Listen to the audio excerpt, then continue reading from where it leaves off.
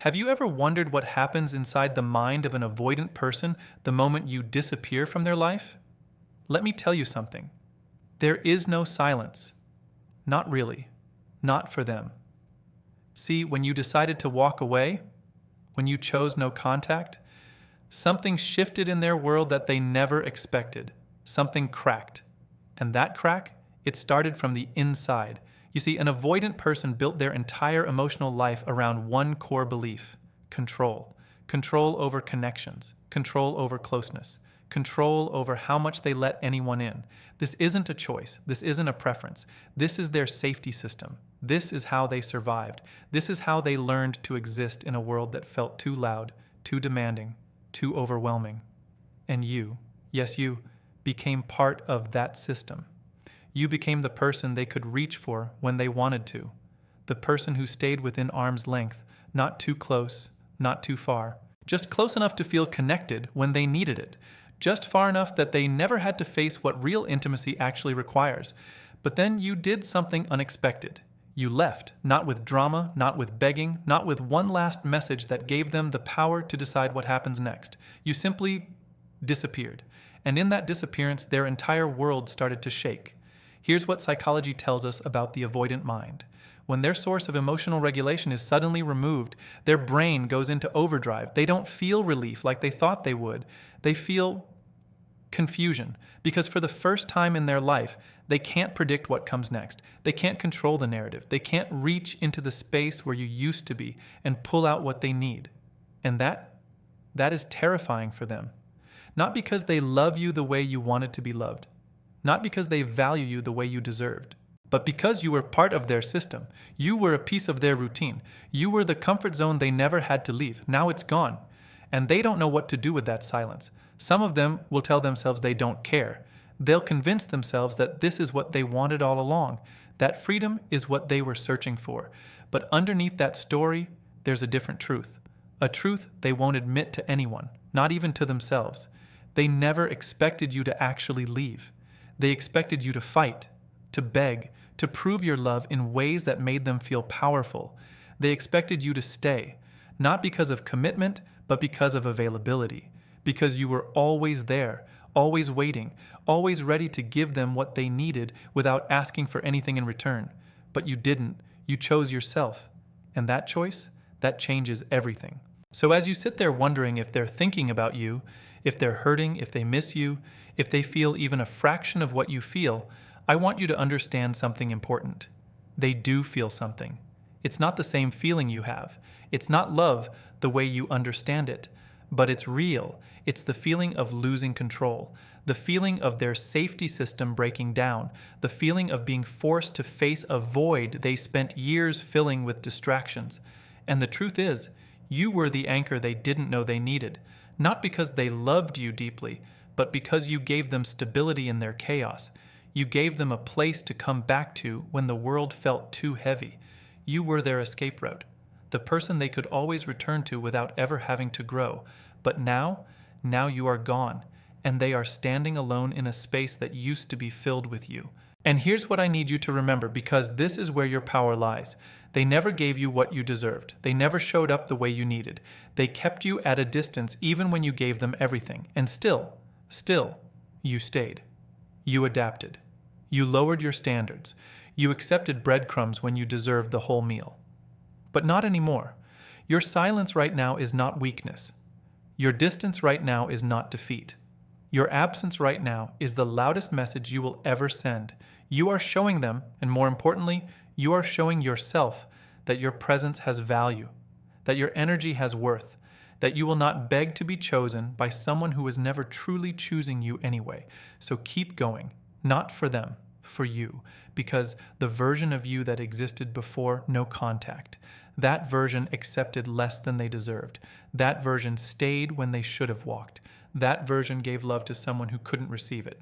But the version of you right now, this version knows their worth. This version chose peace over chaos. This version decided that being alone is better than being abandoned over and over again. And if you stay consistent, if you hold your ground, something powerful will happen, not just to them, but to you.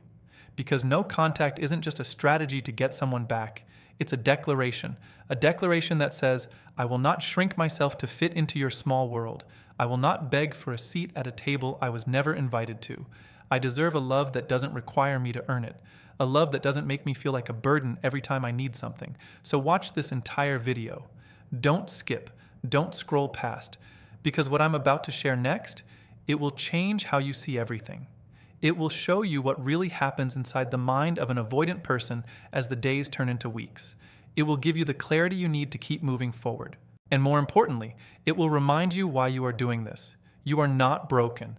You are not too much. You are not the problem. You are someone who finally chose yourself.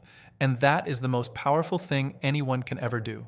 The truth is, nothing about an avoidant person during no contact is simple, because inside their mind right now, there is a war happening, a war so intense, so exhausting that they can't even explain it to themselves. Let me break it down for you in a way that will change how you see everything. See, the human brain is designed to seek connection. It's hardwired into us. We are born to attach, to bond, to find safety in other people. That's not weakness, that's survival. That's how our species learned to exist and thrive in a world that was never easy.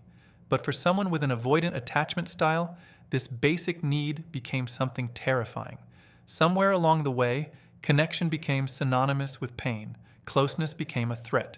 And love, real love, the kind that asks you to be vulnerable, became something to avoid at all costs.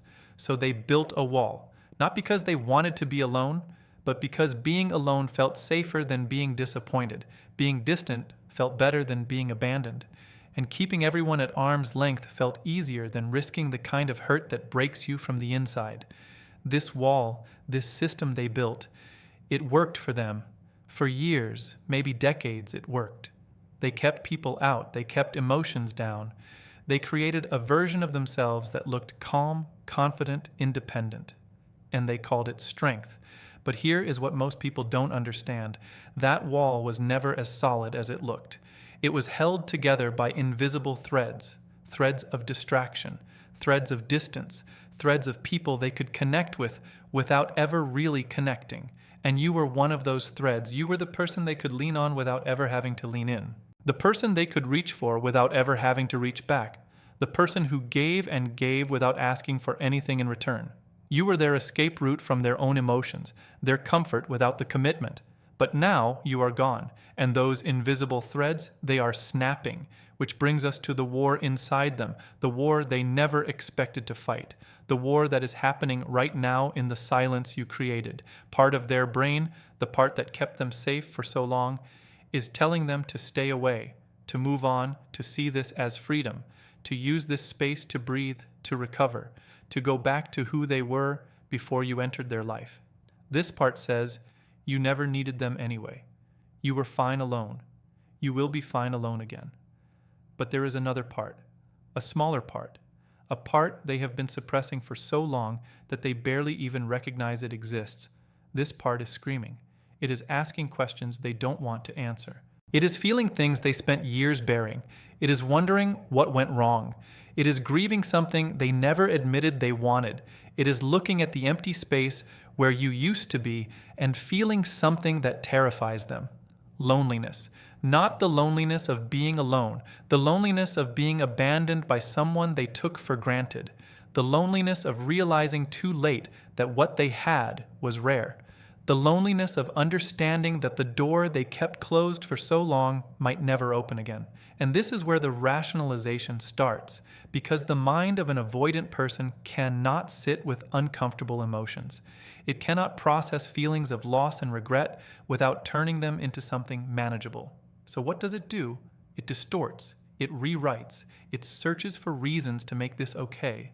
They might tell themselves that you were never that special, that the connection was one-sided, that they can find something better, that you were the problem all along, that this silence is a gift that freed them from a relationship that was holding them back. These stories feel true to them because their mind needs them to be true. Because if these stories aren't true, then they have to face something far more painful. They lost something real and it was their own fault.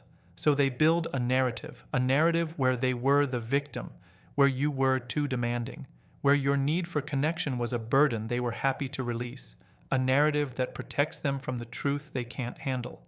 But underneath all of that, underneath the stories and the justifications and the false sense of relief, there is a person who is struggling, a person who doesn't know how to miss someone in a healthy way, a person who learned long ago that feelings are dangerous and vulnerability is weakness and love is something to be wary of, not embraced. This is the prison they built for themselves. And you, with your silence, with your absence, with your refusal to chase them anymore, you just unlocked the door. They can walk out, they can face what's inside, they can finally confront the emotions they spent years running from, or they can stay inside, keep the door closed, and pretend that freedom feels exactly the way they imagined it would. Most of them choose to stay inside. Most of them won't change. Most of them will continue running from themselves because the alternative is too frightening to face. But that's not your problem anymore, because you are not responsible for their healing. You are not obligated to wait while they figure out how to be human. You are not required to sacrifice your peace for someone who couldn't even acknowledge your existence most days. Your job right now is simple. Your job is to focus on you. Your job is to sit with your own pain, process it, and come out the other side stronger than you were before. Your job is to prove to yourself that you can survive this, that you can thrive without them, that your capacity for love is not a weakness. It is a gift that the right person will recognize and reciprocate. And one day, when you look back at this moment, you will understand something incredible. You didn't lose someone who was capable of loving you the way you needed. You freed yourself from a situation that was slowly draining the light out of your life. You chose growth over comfort. You chose yourself over someone who couldn't even choose you back. And that decision, that is the beginning of everything. Now, what I'm about to share next might hit harder than anything I've said so far, because I'm going to show you exactly what happens when that wall around them starts to crack. I'm going to reveal the moments when they reach out, not because they changed, but because their system is breaking down. And I'm going to help you understand why those moments are not what you think they are. So stay with me. Don't go anywhere, because this next part might be the clarity you've been searching for all along. Eventually, something changes. The silence that felt like peace in the beginning starts to feel different. Not to you, to them. Because somewhere between week 1 and week 3, the stories they told themselves begin to lose their power. The narrative they built to protect their heart starts to crack under the weight of reality. And that's when you might hear from them. Not with a deep emotional confession, not with a declaration of change, not with the words you have been waiting to hear since the day they walked away. No, it will be something small, something that feels almost random, a text that says nothing, a like on an old post, a story viewed at 3 a.m, and your heart will stop. You will think, maybe they miss me, maybe they realized what they lost. Maybe this is the moment everything changes. Let me tell you what this moment actually is. This is their system breaking down. See, an avoidant person doesn't operate like you do. When they feel something, they don't process it the way a secure person would. They don't sit with an emotion, examine it, and decide what to do next. Instead, their emotions pile up in a box somewhere deep inside them, year after year, experiences they never processed, feelings they never acknowledged, pain they never faced. And that box, it has a lid. And as long as that lid stays closed, they feel fine. They feel in control. They feel like everything is manageable. But during no contact, something starts to happen. The lid begins to rattle because they are running out of distractions. They are running out of ways to keep that box closed. They are being forced to sit with themselves in a way they haven't had to in years. And the feelings inside, they are getting louder. So what do? They reach out. Not because they changed. Not because they suddenly learned how to be vulnerable, but because their nervous system is screaming for relief, because the pressure inside that box is building and they need something to make it stop. This is not a sign of love. This is a sign of panic. The difference matters more than you know, because when someone reaches out from a place of genuine change, you will feel it. There will be honesty. There will be accountability. There will be language that shows they actually did the work to understand what went wrong. But when someone reaches out from panic, you get breadcrumbs, small gestures that feel big to you because you have been starving for so long, a message that asks nothing of them, a like that requires no risk, a view on your story that proves they are watching but not willing to speak. and you will want to respond. You will want to open the door the moment they knock. You will want to believe that this is the beginning of something real. But listen to me very carefully. This is not a door, this is a crack. And a crack is not an invitation. A crack is a signal that their system is failing. It is a sign that the walls they built are starting to erode. And if you respond to a crack the way you would respond to an open door, you will end up exactly where you started. Insecure, confused, waiting for someone to show up for you in a way they are not capable of showing up. So what should you do when they reach out? Nothing. Or almost nothing. You acknowledge that it happened, but you don't build a conversation around it. You don't invest your energy in decoding what it means. You don't treat a single breadcrumb like a full meal because your body is desperate to feel seen. Here is what you need to understand about the avoidant mind. They are not thinking about you the way you are thinking about them. When they send that random message, they are not running through all the beautiful moments you shared. They are not lying awake at night imagining what could have been. They are not composing paragraphs about their feelings. They are simply experiencing a moment of discomfort and looking for the quickest way to make it go away. You happen to be the quickest way, not because you are special to them, not because they finally see your worth, but because you have always been easy. You have always been available. You have always made it simple for them to come and go without consequence. And that pattern is exactly what is trying to pull you back in. Because the truth is, an avoidant person will only change when staying the same becomes more painful than changing. They will only reach out with real intention when the silence becomes louder than their fear. They will only show up in a meaningful way when they finally understand that what they lost was real. But that moment is not here yet, and it might never come, and that is okay. Because your peace is not waiting for their epiphany, your healing is not dependent on their growth, your future is not locked behind a door they might never open. You are allowed to move forward even if they never change. You are allowed to find peace even if they never understand what they lost. You are allowed to build a beautiful life while they are still standing still. The mask they wear, it looks powerful from the outside. It looks like independence, like strength, like someone who doesn't need anyone.